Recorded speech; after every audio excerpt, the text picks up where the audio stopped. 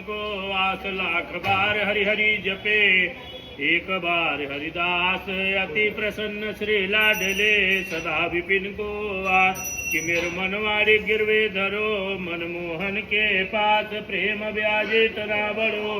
कि ना छूटन के आस भक्ति भक्त भगवंत गुरु, चतुर नाम बपु एक तिनके पद वंदन किए, तो नाशत विघ्न अनेक। बोलिए बाल कृष्ण भगवान की जय, वृंदावन बिहारी लाल की जय। ओम शांताकारं भुज विशयनम पद्मनाभं सुरेश्वरम, विश्वाधारं गगन सदिशं मेघवर्णं शुभांगं, श्रीलक्ष्मीकान्तं कमलनयनं योगविद्यानगमयं, वन्दे विष्णुभवहरणं सर्वलोकैकनाथं। सर्वलोकैकनाथं पंचजन्याय विद्महे पावनाय धीमहि तन्नो शंखं प्रचोदयात्।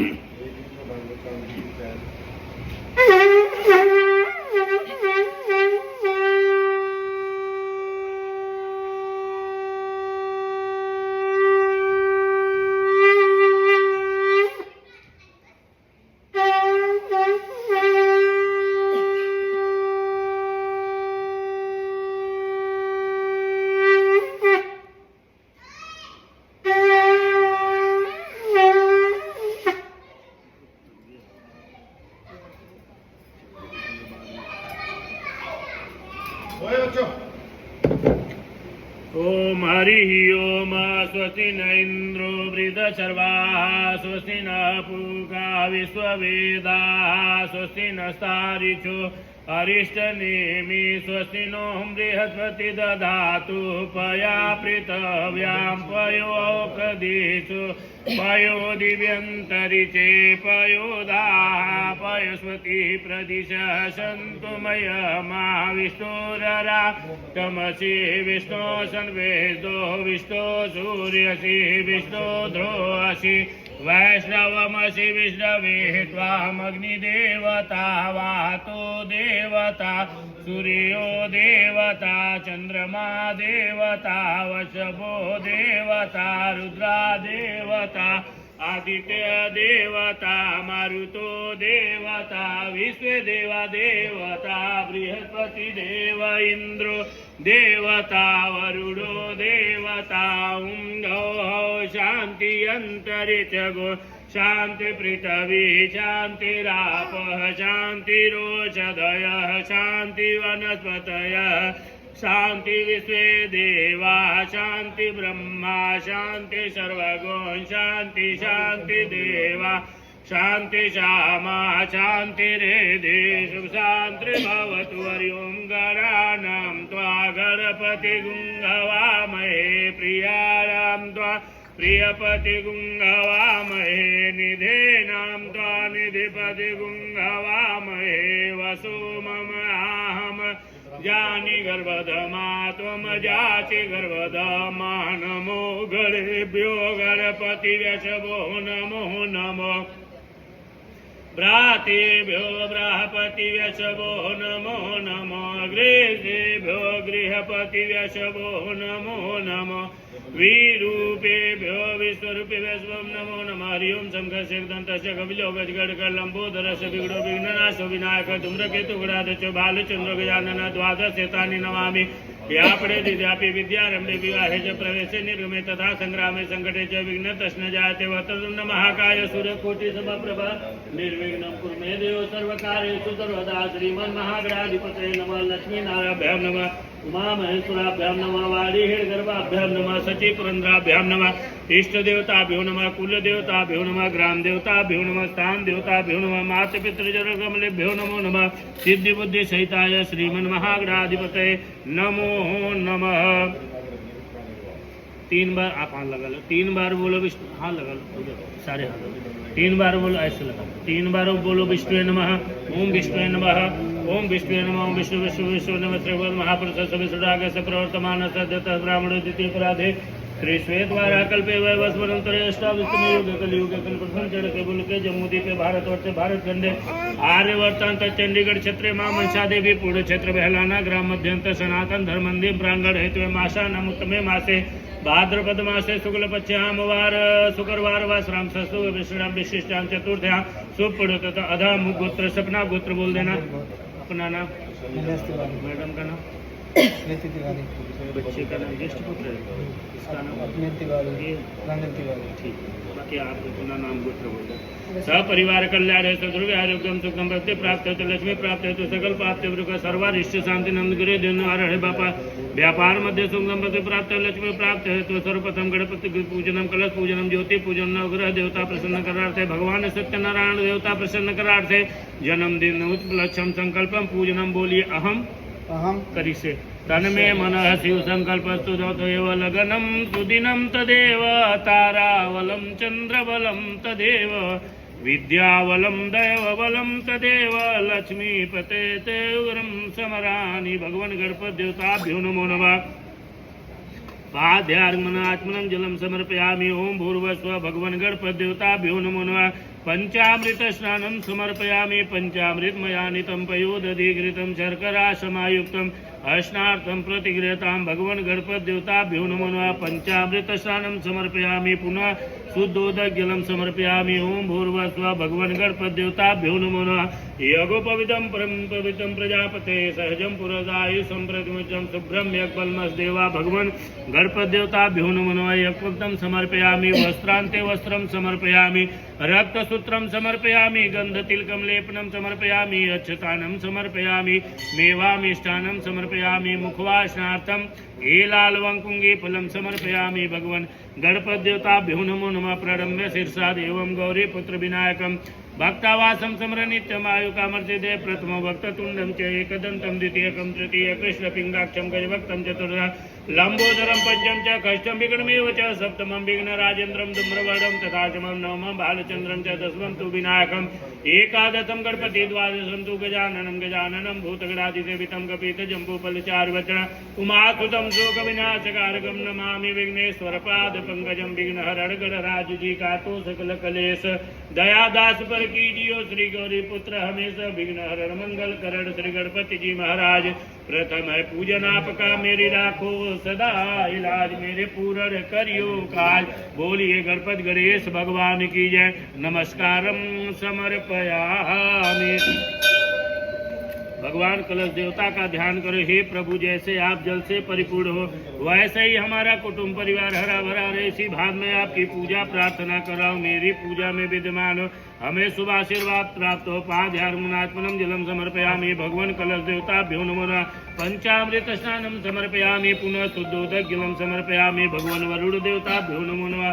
शुद्धोदक जलम समर्पयामि वस्त्रान्ते वस्त्रं समर्पयामि रक्तसूत्रं समर्पयामि भगवान कलश देवताभ्यो नमो नमः। गन्धतिलकं लेपनं समर्पयामि अक्षतानं समर्पयामि मेवामिष्टानं समर्पयामि मुखवासनार्थं एलालवंकुंगे फलं समर्पयामि पानपत्रं समर्पयामि भगवान कलश देवताभ्यो नमो नमः। कलशसंकल्पे विश्वे कंठत रुद्र समासिता मूले तस्थितो ब्रह्मा मध्ये मातेड़ा कुच्छो तु सागरा सर्वदीपा वसुंधरा ऋग्वेदो यजुर्वेदो सामवेदो थर्डंगस्य सहितं सर्वे कलशन्तु समाश्रितात्र गायत्री सावित्री शांति पुष्टिकरी तथा आयन्तु देव पूजा दुर्तच्छकारका गंगे च यमुने च गोदावरी सरस्वती नर्मदे सिंधु कावेरी जल सान्निध्यं कुरु। नमो नमस्ते शक्ति प्रभाय सुकृतहाराय सुमंगलाय सुपासताय जकासनाय जलादिनाथाय नमो नमस्ते जलादिनाथाय नमो नमस्ते पुरोत्तरे प्रज्वलिता निधाने सदा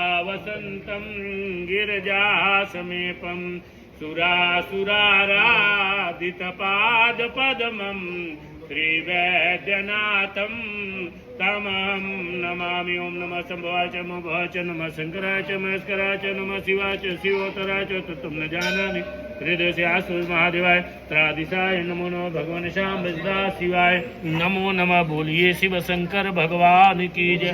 बैठा न जाए पीढ़ियाँ पड़ी है अंदर से ले लो लेके आराम से कमरे में पड़ा है टाइम लगेगा ना कमरे में चले जाओ ढेर सारी पड़ी है पीढ़ी पटंग लेके बैठ जाओ आराम से। जो आपके कुल देवी हैं उनका ध्यान करो नहीं माँ मनसा देवी का ध्यान करो। पाद्यार्मनात्मनं जलम समर्पयामि माँ कुलदेव्यै नमो नमः। पंचामृतस्नानं समर्पयामि। माँ कुलदेव्यै नमो नमः। पुनः शुद्धोदकजलं समर्पयामि। माँ भगवती देव्यै नमो नमः। शुद्धोदकजलं समर्पयामि। वस्त्रान्ते वस्त्रं समर्पयामि। सर्वमंगलमांगल्ये शिवे सर्वाधिसाधिके त्र्यंबके गौरी नारायणी नमस्तुते। वस्त्रान्ते वस्त्रं समर्पयामि। माँ भगवती देव्यै नमो नमः। अक्षतानं समर्पयामि। मेवामिष्टानं समर्पयामि। मुखवासनार्थमे लालवंकुंगे फलं समर्पयामि। पानपत्रं समर्पयामि। नमस्ते महामाये श्रीपीठे सुरपूजिते शंखचक्र गदा हस्ते महालक्ष्मी नमस्तुते। नमस्ते गरुड़ारूढ़े कोलासुरभयंकरी सर्वदुखरे देवी नारायणी नमस्तुते। जयंती मंगला काली भद्रकाली कपालिनी दुर्गा क्षमा शिवा धात्री स्वाहा सुधा नमस्तुते। श्रेष्ठे श्री विनाशानम शक्तिभूते सनातनी गुणाश्रय गुणमय नारायणी नमस्तुते। मां मनसा देवी कुलदेवी का ध्यान करो, उनके दरबार में आंखें बंद करके पहुंच जाओ। देवी दुर्गे उमा विश्व जननी रमा मातु तारा एक जगतम्बे तेरा सहारा। देवी दुर्गे उमा विश्व जननी रमा मातु तारा एक जगतम्बे तेरा सहारा। हो तुम्ही वैष्णवी मोह माया तूने सारे जगत को बनाया। हो तुम्ही वैष्णवी मोह माया तूने सारे जगत को बनाया। चरण कमलों में माँ नित मस्तक नमाया मारा। एक जगतम्बे तेरा सहारा। देवी दुर्गे उमा विश्व जननी रमा मातु तारा एक जगतम्बे तेरा सहारा। पुण्यवानों के घर संपदा तू पापियों के भवन आपदा तू। पुण्यवानों के घर संपदा तू पापियों के भवन आपदा तू। साधु श्रद्धा तुम्हें कुल की लज्जा तुम्हें गुण अघारा। एक जगतम्बे तेरा सहारा। देवी दुर्गे उमा विश्व जननी रमा मातु तारा एक जगतम्बे तेरा सहारा। है हजारों ही अपराध मेरा हुआ दंपत की पुत्र तेरा। है हजारों ही अपराध मेरा हुआ दंपत की पुत्र तेरा। दुष्ट होए अदा तो माँ को सदा पुत्र प्यारा। एक जगतम्बे तेरा सहारा। देवी दुर्गे उमा विश्व जननी रमा मातु तारा एक जगतम्बे तेरा सहारा। एक जगतम्बे तेरा सहारा। सोम सोम देव हरे भंडार तेरे मंगल में अर्धा बच्चों दान माता। बुध बुध बीज प्रकाश हुए वीर वीरता दो बच्चों दान माता। सुकर सुकर करा हर वेले तेरे शनि शांति देव समान माता। एतवार विश्वास शकीन होए पूर्ण कर दो सारे काज माता। हे माता मातेश्वरी सर्व सुखों की खान। माँ देने वाली एक है मागत कुल जहान। दीन बंधु दुभंजना घट घट की आधार। मैं हाथ जोड़ विनती करो मेरा कोटि कोटि नमस्कार। सतिया जोता वाली माता तेरी सदा ही जय। जय कर हम समा माई की बहुत सच्चे दरबार की जय। जय कर वैष्णव माई की बहुत सच्चे दरबार की जय। नौ ग्रह देवताओं का ध्यान करो। जपा कुसुम संकाशम काश्यपेयम महादिकंत मूढ़र्व्यम सर्वपावनं प्रणतो दिवाकर। ओम राम ह्रीं रस सूर्याय नमः। पूजयामि दधि शंख तुषारवं शिरोधारवं संभव।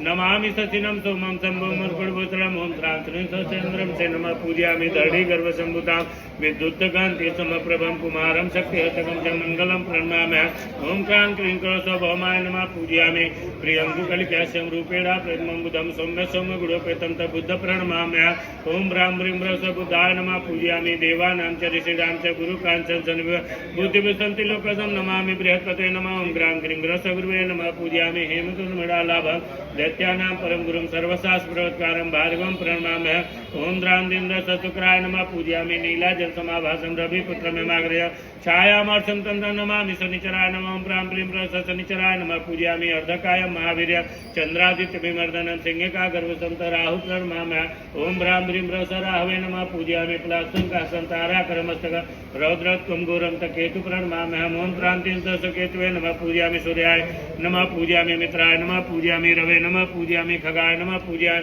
पुष्पने नमः पूजयामि हिरण्यगर्भाय नमः पूजयामि मारीचाय नमः पूजयामि आदित्याय नमः पूजयामि सावित्रे नमः पूजयामि अर्कराय नमः पूजयामि भास्कराय नमः पूजयामि श्री शिवाय नमस्तुभ्यं पूजयामि भगवन् नवग्रह देवताभ्यो नमो नमः पाद्यार्पणात्मनं जलं समर्पयामि ओम भूर्भुवस्सुवः भगवन् नवग्रह देवताभ्यो नमो नमः रक्तसूत्रं समर्पयामि गन्धतिलकं लेपनं समर्पयामि ओम भूर्भुवस्सुवः भगवन् नवग्रह देवताभ्यो नमो नमः तुदिव वस्तु गोविन्दं तुभ्यमेव समर्पये गृहाणं सम्मुखे भूत्वा प्रसीद परमेश्वर प्राणाय स्वाहा पानाय स्वाहा व्यानाय स्वाहा उदानाय स्वाहा ओम समानाय स्वाहा भगवन् नवग्रह देवताभ्यो नमो नमः ब्रह्मा मुरारे सतिपुरान्तकारे भानु सति भूमसुतो बुधस्य गुरुश्च शुक्रः शनिराहुकेतव सर्वे ग्रहाः शान्तिकरा भवन्तु सर्वे ग्रहारेध्यकरा भवन्तु सूर्यं सूर्यमतेन्दुरुत्पदवीं सन्मङ्गलं मङ्गला सद्बुद्धबुधस्य गुरोश्च गुरुता शुक्रं सुखं संसनि राहुर्बाहुर्बलं करोति सततं केतु कुलस्य स्थितं नित्यं प्रीतिकरा भवन्तु मम ते सर्वे अनुकूला ग्रहा सर्वे प्रसन्न ग्रह बोलिए सूर्य हरि नारायण भगवान की जय पूजा प्रियंता नमः दक्षिणा से इसके हाथ से लगा के 150 रुपये लगा लिया इसकी जन्मदिन है छोड़ दो उसको खेलना है खेल लेगा अगर जाएगा उसके साथ जाएगा छोड़ दो नीचे छोड़ दो आज हाँ कोई बात नहीं हेलो हेलो लो पकड़ो ना लेगा भाई लो लो इसका रख दे बैठेगा मेरे पास ही बैठेगा हाँ पकड़ लो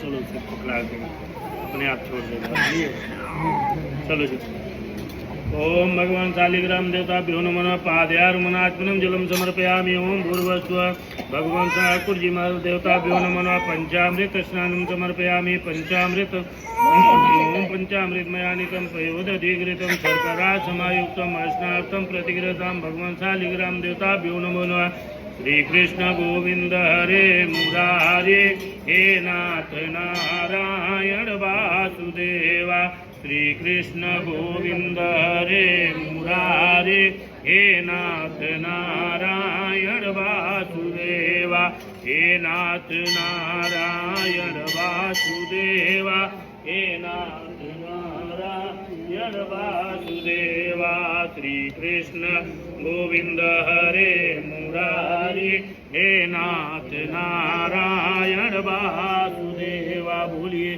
श्री ठाकुर जी महाराज की जय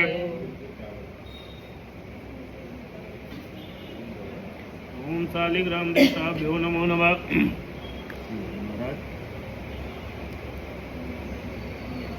ओम यज्ञभग्नं समर्पयामि ओम भूर्भुवस्सुवः भगवान् ठाकुरजी महादेवताभ्यो नमो नमः गन्धतिलकं लेपनं समर्पयामि वस्त्रान्ते वस्त्रं समर्पयामि भगवान् शालिग्राम देवताभ्यो नमो नमः वस्त्रान्ते वस्त्रं समर्पयामि मेवामिष्ठान्नं समर्पयामि मुखवासनार्थं ये लालवङ्कुङ्गे फलं समर्पयामि त्वदिव वस्तु गोविन्दं तुभ्यमेव समर्पये गृहाणं सम्मुखे भूत्वा प्रसीद परमेश्वर प्राणाय स्वाहा पानाय स्वाहा व्यानाय स्वाहा उदानाय स्वाहा ओम समानाय साच्युतं केशवं रामनारायणं कृष्ण दामोदरं वासुदेवं हरि श्रीधरं माधवं गोपिका वल्लभं जानकी नायकं रामचंद्रं भजे जानकी नायकं रामचंद्रं भजे बोलिए श्री वृंदावन बिहारी लाल की जय श्री ठाकुर जी महाराज की जय नमस्कारं समर्पयामि आज कथा करनी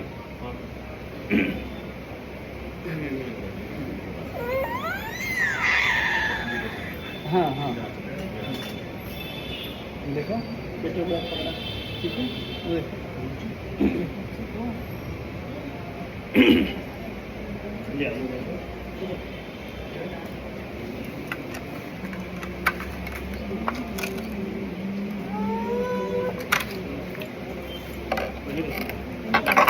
एक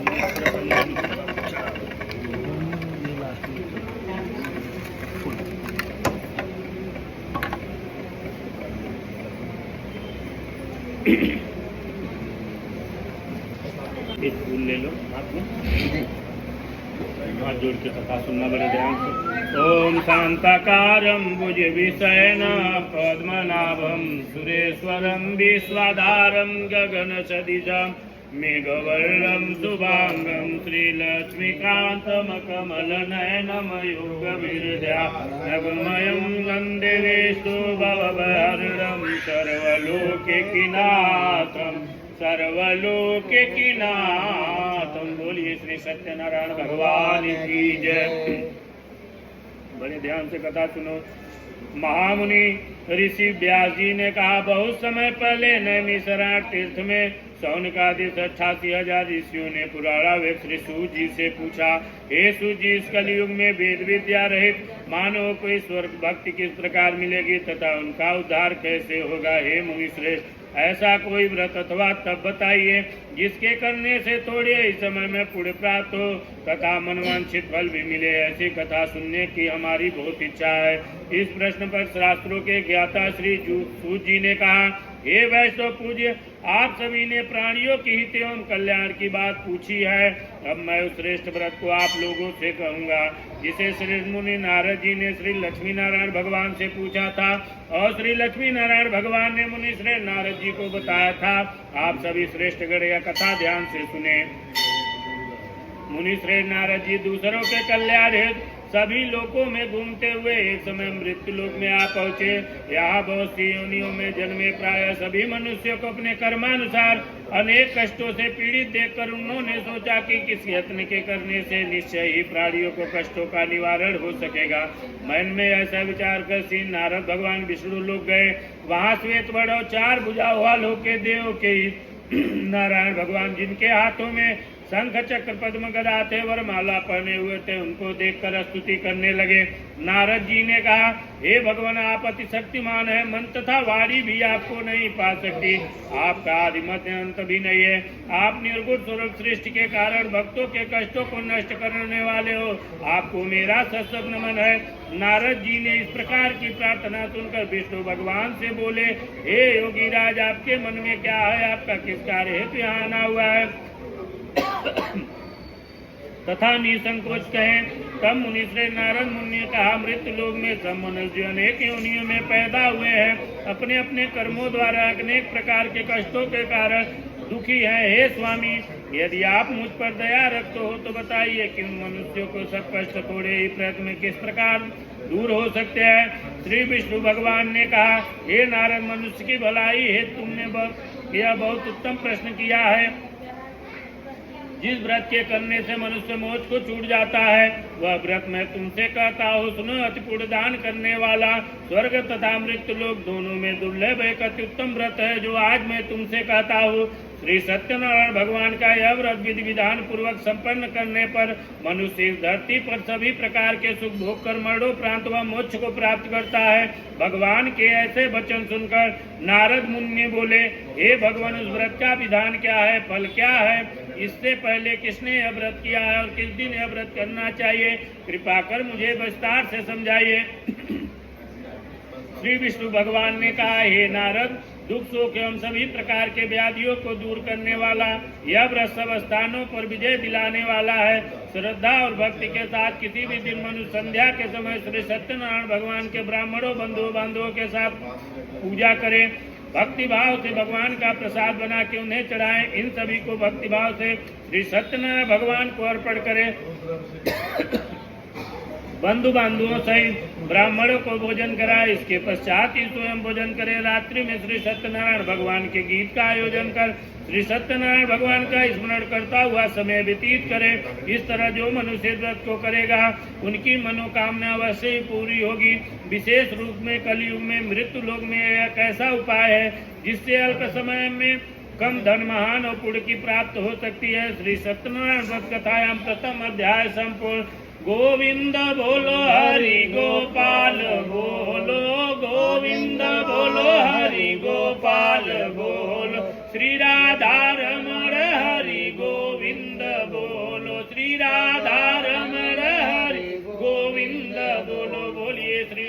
सत्यनारायण भगवान की जय।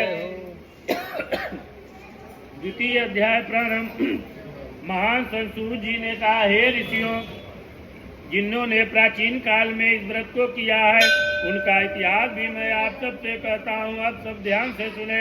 असुंदर काशीपुर नगरी में अति निर्धन ब्राह्मण वास करता था। वह भूख और प्यास से बेचैन होकर हर समय दुखी रहता था। ब्राह्मणों से प्रेम करने वाले श्री विष्णु भगवान ने उनको दुखी देखकर एक दिन बूढ़े ब्राह्मण का वेश धारण कर निर्धन ब्राह्मण के घर जाकर बड़े आदर से पूछा, हे ब्राह्मण, तुम हर समय ही पृथ्वी पर क्यों घूमते हो?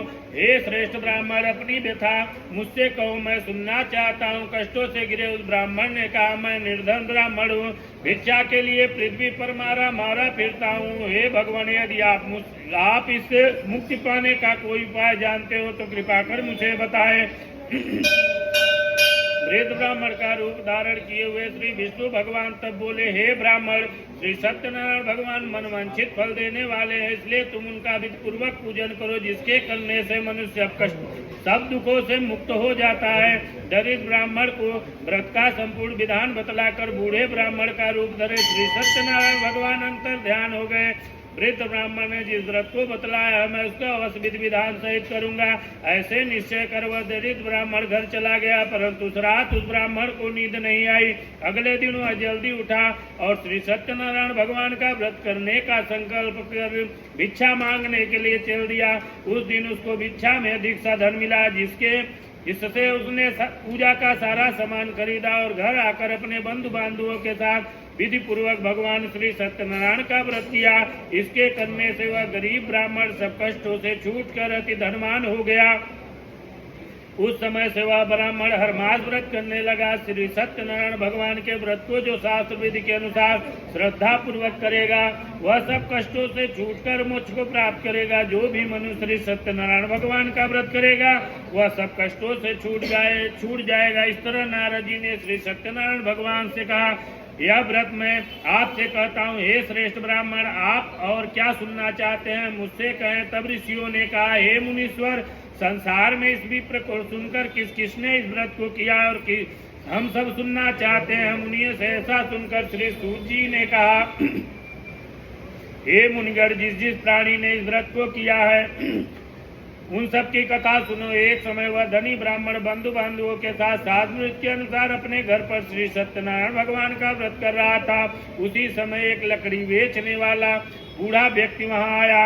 उसने सिर पर रखा लकड़ियों का गट्ठर बाहर रख दिया और ब्राह्मण के मकान में चला गया। प्यास से बेचैन लकड़हारे ने विप्र का व्रत करते देखा और प्यास को भूल गया। उसने विप्र का अभिनंदन किया और पूछा, हे ब्राह्मण, आप यह किसका पूजन कर रहे हैं? इस व्रत को करने से क्या फल मिलता है? कृपा कर मुझसे बताइए। तब उस ब्राह्मण ने कहा, सब इच्छाओं को पूर्ण करने वाला यह श्री सत्यनारायण भगवान का व्रत है। इन्हीं के कृपा से मेरे यहाँ धनेश्वर का आगमन हुआ है। ब्राह्मण ने इस व्रत के बारे में जानकर वह लकड़हारा तत्व प्रसन्न हुआ। भगवान का चरणामृत लेकर और भोजन करने के पश्चात वह अपने घर को चला गया। और फिर अगले दिन लकड़हारे ने अपने मन में संकल्प किया कि आज गांव में लकड़ी बेचने से जो धन मिलेगा उसी से भगवान सत्यनारायण का श्रेष्ठ व्रत करूंगा। मन में ऐसे विचार कर वह लकड़हारा लकड़ियों का गट्ठर अपने सिर पर रखकर जिस नगर में धनवान लोग रहते थे ऐसे सुंदर नगर में गया। उस दिन उसे उन लकड़ियों का दाम पहले के दूना चौगुना मिला। तब वह बूढ़ा लकड़हारा बहुत प्रसन्न होकर भगवान का प्रसाद लिया। श्री सत्यनारायण भगवान के व्रत की सभी सामग्री लेकर अपने घर आया। फिर उसने अपने बंधु बांधवों को बुलाकर विधि विधान के अनुसार भगवान का पूजन एवं व्रत किया।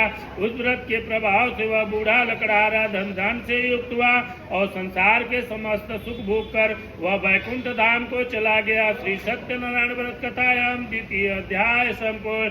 श्री कृष्ण गोविंद हरे मुरारे, हे नाथ नारायण वासुदेवा।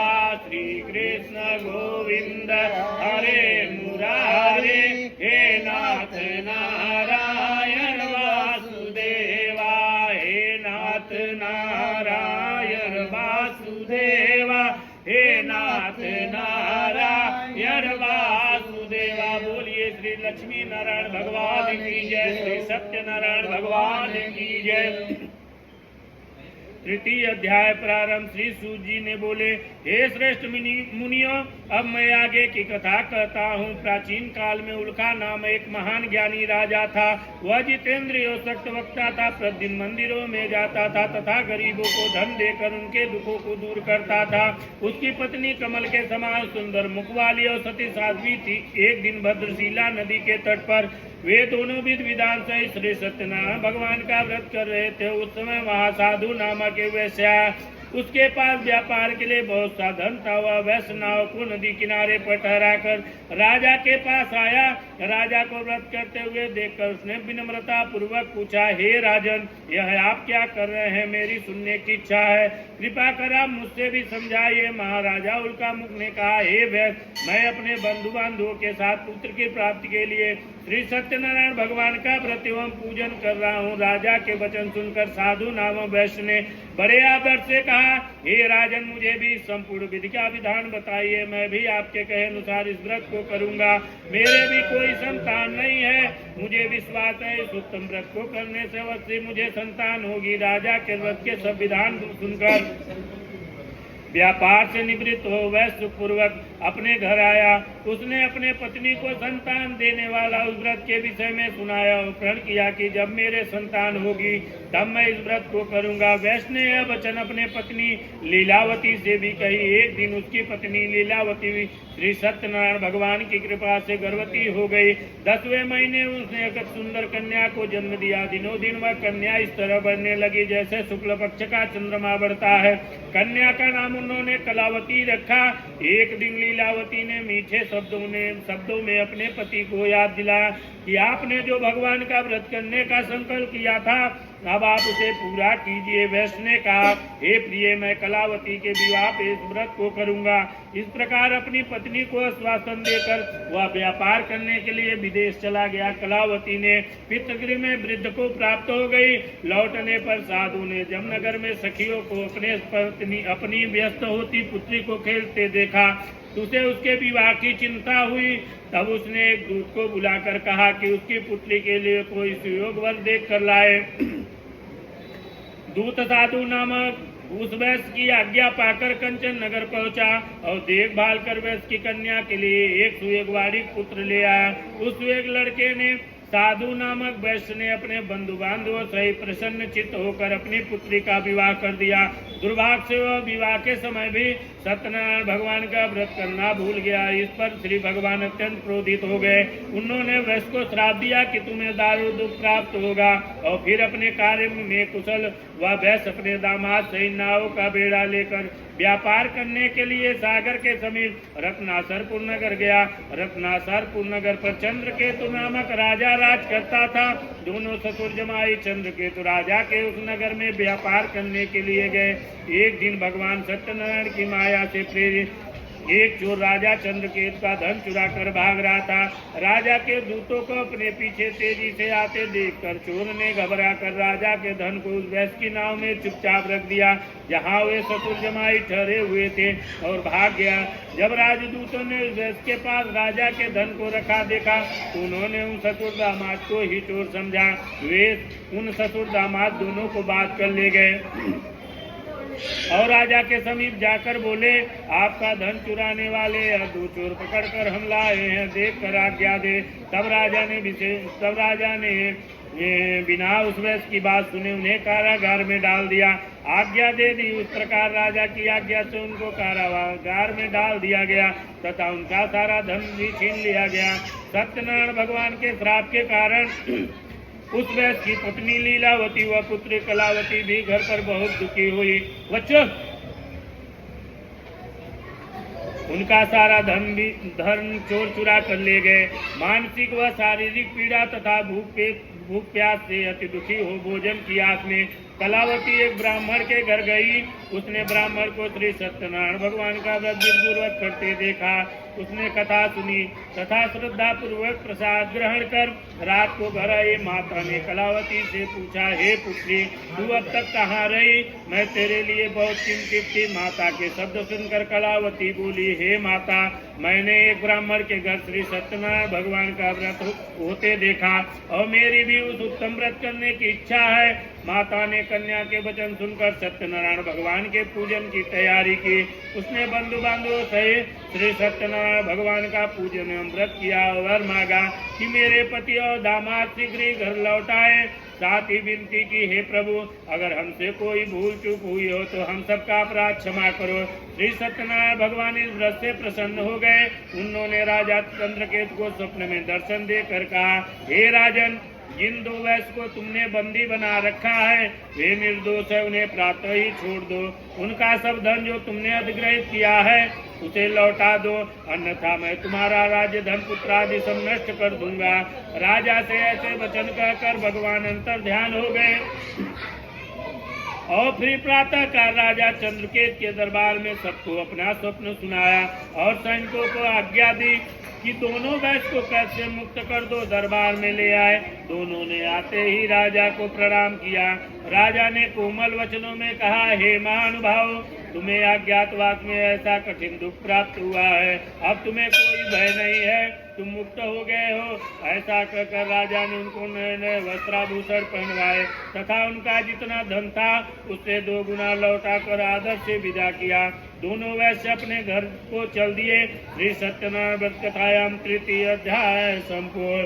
ओम गोविंद मेरो है, गोपाल मेरो है, गोविंद मेरो है, गोपाल मेरो है, श्री बाके बिहारी नंदलाल मेरो है, श्री बाके बिहारी नंदलाल मेरो है, गोविंद मेरो है, गोपाल मेरो है, गोविंद मेरो है, गोपाल मेरो है। बोलिए श्री वृंदावन बिहारी लाल की जय, श्री लक्ष्मी नारायण भगवान की जय। चतुर्थ अध्याय प्रारंभ।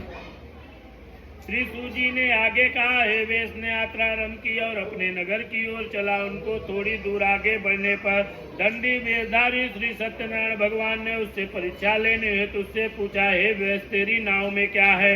अभिमानी उगाड़ी हुआ हंसता हुआ बोला, हे दंडी, आप ऐसा क्यों पूछते हैं? क्या धन लेने की आपकी इच्छा है? मेरी नाव में तो बेल और पत्ते भरे हुए हैं। वैश्य के ऐसे वचन सुनकर दंडी वेशधारी श्री सत्यनारायण भगवान बोले, तुम्हारा वचन सत्य हो। ऐसा कहकर वे वहां से चले गए और कुछ दूर जाकर समुद्र के तट पर बैठ गए। दंडी महाराज के जाने के पश्चात वैश्य ने नेत्र क्रिया से निवृत्त होने के बाद नाव को ऊंची ऊंची देखकर अचंभा किया तथा नाव में बेल पत्ते आदि देखकर मूर्छित हो जमीन पर गिर पड़ा। मूर्छा खुलने पर शोक करने लगा।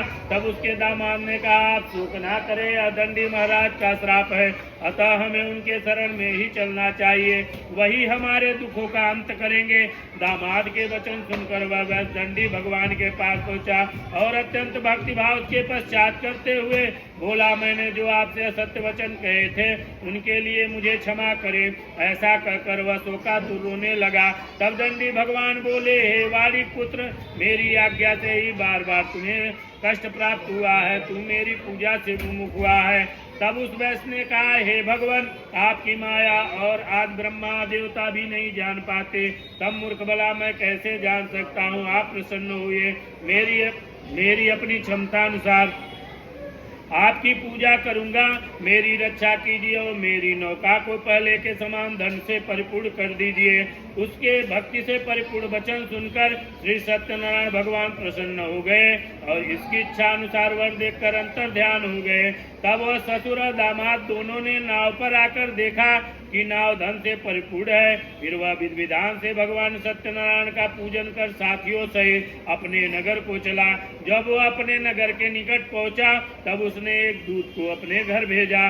दूत ने साधु नामक वैश्य के घर जाकर उसकी पत्नी को नमस्कार किया और कहा, आपके पति और जमाता सहित इस नगर के समीप आ गए हैं। लीलावती व उसकी पत्नी कलावती उस समय भगवान का पूजन कर रही थी। दूत का वचन सुनकर साधु की पत्नी ने बड़े हर्ष के साथ सत्यनारायण भगवान का पूजन पूर्ण किया और अपनी पुत्री से कहा, मैं अपने पति के दर्शन को जाती हूँ, तू पूजन पूर्ण कर शीघ्र घर आ जाना। परंतु कलावती पूजन एवं प्रसाद छोड़कर अपने पति के दर्शन के लिए चली गई। पूजन एवं प्रसाद की अवज्ञा के कारण भगवान सत्यनारायण ने रुष्ट हो गए। उसने पति को नाव सहित पानी में डुबो दिया। कलावती अपने पति को न पाकर रोती हुई जमीन पर गिर पड़ी। नौका को डूबा हुआ तथा कन्या को रोती हुई देखकर साधु नाव द्रवित हो बोला, हे प्रभु, मुझसे या मेरे परिवार से अज्ञातवास में जो अपराध हुआ है उसे क्षमा करे। उसके ऐसे वचन सुनकर सत्यदेव भगवान प्रसन्न हो गए। आकाशवाणी हुई, हे व्यस, तेरी पुत्री मेरा प्रसाद छोड़ कर आई है, इसलिए इसका पति अदृश्य हुआ है। यदि वह घर जाकर प्रसाद ग्रहण कर लौटे तो उसे उसका पति अवश्य मिलेगा।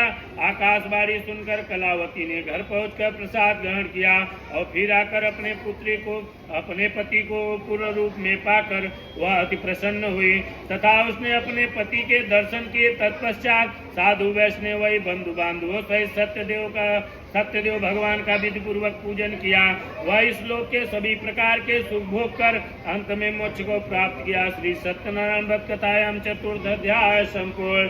श्री कृष्ण गोविंद हरे मुरारी, हे नाथ नारायण वासुदेवा।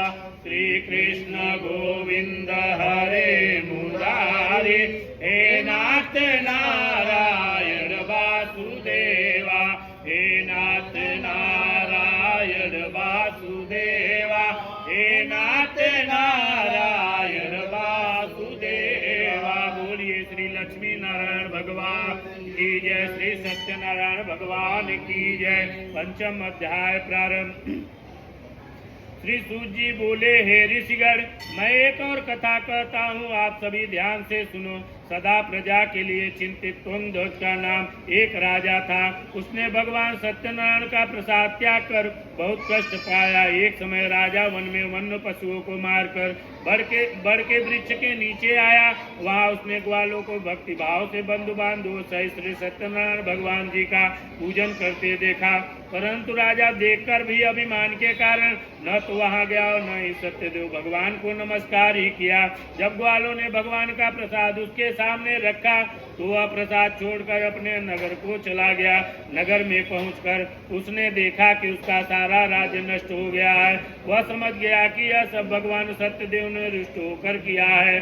तब वह वन में वापस आया और ग्वालों के समीप जाकर विधि पूर्वक पूजन कर प्रसाद ग्रहण किया तो सत्यनारायण भगवान की कृपा से सब कुछ पहले जैसे हो गया और लंबे समय तक सुख भोग कर वह मरणोपरांत वह मोक्ष को प्राप्त हुआ। जो मानव इस श्रेष्ठ दुर्लभ व्रत को करेगा, श्री सत्यनारायण भगवान की कृपा से उसे धन धान्य की कोई कमी नहीं होगी। निर्धन धनी और बंधु बांधवों से मुक्त होकर वह निर्भय हो जाता है। संतानहीन को संतान प्राप्त होती है तथा सब इच्छाओं को पूर्ण कर अंत में वह वैकुंठ धाम को जाता है। अब उनके बारे में जानिए जिन्होंने पहले इस व्रत को किया है। अब उनके दूसरे जन्म की कथा भी सुनिए। सदानंद नामक वृद्ध ब्राह्मण ने सुदामा के रूप में जन्म लेकर श्री कृष्ण भगवान की भक्ति एवं सेवा कर वैकुंठ प्राप्त किया। उल्कामुख नामक महाराजा राजा दशरथ बने और श्री रंगनाथ का पूजन कर वह मोक्ष को प्राप्त हुए। साधु नामक वैष्णव धर्मात्मा व सत्य प्रतिज्ञा राजा मूलध्वज बनकर अपने पुत्र कुआरे से चीरकर वैकुंठ धाम प्राप्त किया। महाराजा तुंगध्वज शंभु मनु बने। उन्होंने बहुत से लोगों को भगवान की भक्ति में लीन कराकर वैकुंठ धाम प्राप्त किया। लकड़हारा अगले जन्म में गुह नामक निषाद राजा बना, जिसने राम के चरणों की सेवा कर अपने सभी जन्मों को सवार लिया। श्री सत्यनारायण व्रत कथायाम पंचम अध्याय संपूर्ण। ओम शांताकारं भुज विशयनं पद्मनाभं सुरेश्वरं विश्वाधारं गगन सदिश मेघवर्णं शुभांगं श्रीलक्ष्मीकान्तं कमल नयनं योगविद्यानगमयं वन्दे विष्णु भवभयहरं सर्वलोकैकनाथं सर्वलोके की नाथम श्री सत्यनारायण भगवान की जय। बोलिए गुरु ब्रह्मा गुरु विष्णु गुरुदेवो महेश्वरा गुरु साक्षात् परब्रह्म तस्मै श्री गुरुवे नमः। पंचजन्याय विद्महे पावनाय धीमहि तन्नो शंखं प्रचोदयात्। मंगलम भगवान विष्णु मंगलम